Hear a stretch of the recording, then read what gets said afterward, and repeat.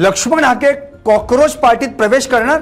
कोंबडं झाकून ठेवलं नाही म्हणून सूर्य उगवायचा राहत नाही. तुम्ही कितीही दाबण्याचा प्रयत्न करा, लोकशाहीच्या विरोधात जे आहेत त्यांना सळो की पळो करून सोडणार, असा थेट इशारा देत ओबीसी आंदोलनाचा मुख्य चेहरा सडेतोड बोलणारे नेते लक्ष्मण हाके यांनी कॉकरोच जनता पार्टीत जाणार असल्याचं स्पष्ट केलं. त्यामुळेच खरंच लक्ष्मण हाके कॉकरोच पार्टीत जाऊन रस्त्यावर लढाई लढणार का? कोण कोण नेते कॉकरोच पार्टीत जाणार आणि ही पार्टी सोशल मीडियावरून रस्त्यावर येणार का? पाहूयात या व्हिडिओतून. नमस्कार, मी संदीप आणि तुम्ही पाहता LS मराठी.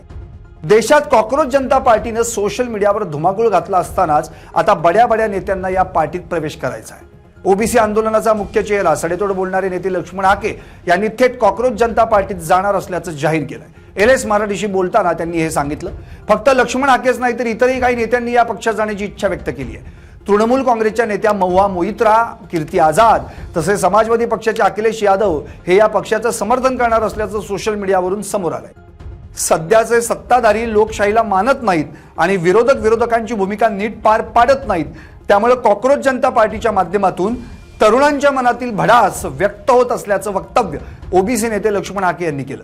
एका क्लिकवर जग एकत्र आलंय, त्यामुळे सत्ताधाऱ्यांना घरी बसवायला तरुण जेन झी मागे पुढे बघणार नाहीत असंही लक्ष्मण हाके यांनी म्हटलंय. सावध व्हा, नाहीतर तुमचा करेक्ट कार्यक्रम करतील असा इशाराही त्यांनी सत्ताधाऱ्यांना दिला. तुम्ही जेन झीला समजून घेतलं नाही तर तुमच्यावर सुनामी येईल. ही सुनामी समुद्रात येईल, आभाळातून येईल की अजून कुठल्या मार्गाने येईल याची तुम्ही कल्पना करू शकत नाही असा इशाराही त्यांनी यावेळी दिला. लक्ष्मण हाके म्हणाले की जेन झीला सिव्हिक सेन्स द्या. त्यांच्याकडे सिव्हिक सेन्स नसेल तर इथे लोकशाही, मतदान आणि सत्ता परिवर्तन राहिलं बाजूला. नेपाळमध्ये ज्या पद्धतीने उठाव आणि क्रांती झाली त्याच पद्धतीने हा देश देखील क्रांतीच्या उंबरठ्यावर उभा राहील. तरुण जनरेशनला समजावून घ्या. लक्ष्मण हाके हे ओबीसी समाजाचा प्रमुख चेहरा आहेत. त्यांनी अनेक आंदोलनं केली आहेत, तर एक उच्च शिक्षित तरुण राजकारणी आणि समाजकारणी आहे. त्यांच्या मागे खूप मोठा ओबीसी समाज आहे. त्यामुळे खरंच येत्या काळात त्यांनी कॉकरोच जनता पार्टीत प्रवेश केला तर हा लढा अधिक तीव्र होईल. लक्ष्मण हाके यांनी स्पष्ट इशारा दिलाय की सत्ताधाऱ्यांना घरी बसवण्यासाठी जेन झी मागे पुढे पाहणार नाही. कॉकरोच जनता पार्टीच्या माध्यमातून देशातील बेरोजगार आणि संतप्त तरुणांची भडास बाहेर पडत आहे. हाके यांनी या तरुणांचं नेतृत्व केल्यास त्यांना सोशल मीडियावर सक्रिय असणाऱ्या तरुणांचं प्रचंड मोठं बळ मिळेल. लक्ष्मण हाके यांनी सरकारला थेट इशारा दिलाय की जर तरुणांच्या रोजगाराकडे आणि त्यांच्या भावनांकडे दुर्लक्ष केलं तर ही तरुण पिढी सत्ताधाऱ्यांचा करेक्ट कार्यक्रम केल्याशिवाय राहणार नाही. हाके या चळवळीच्या बाजूने उभे राहिल्यानं सरकार विरोधी असंतोषाला एक आक्रमक ग्रामीण चेहरा मिळेल. हाके यांनी थेट प्रश्न उपस्थित केला आहे की सरकार लाडकी बहीण योजनेच्या नावाखाली वर्षाला 30 ते 35 हजार कोटी रुपये देतं, पण तरुणांच्या हाताला रोजगार आणि नोकऱ्या का दिल्या जात नाहीत? ते या विचारसरणीसोबत पुढे गेले तर महाराष्ट्रात आगामी काळात तरुणांचा रोजगार हा निवडणुकीचा सर्वात मोठा अजेंडा बनू शकतो.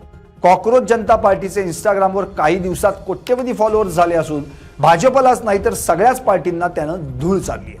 पारंपरिक राजकारणाला छेद देऊन ही डिजिटल सुनामी देशात नेपाळसारख्या क्रांतीच्या उंबरठ्यावर उभी राहू शकते. महाराष्ट्रातून ज्याचं नेतृत्व हाकेसारखे ग्रामीण आक्रमक नेते करू शकतात. थोडक्यात सांगायचं झालं तर खरोखरच कॉकरोच जनता पार्टी रस्त्यावर उतरून सत्ताधाऱ्यांना नडली तर प्रस्थापित राजकीय पक्षांना तरुणांच्या मोठ्या रोषाचा आणि मतदानाच्या फटक्याचा सामना करावा लागू शकतो.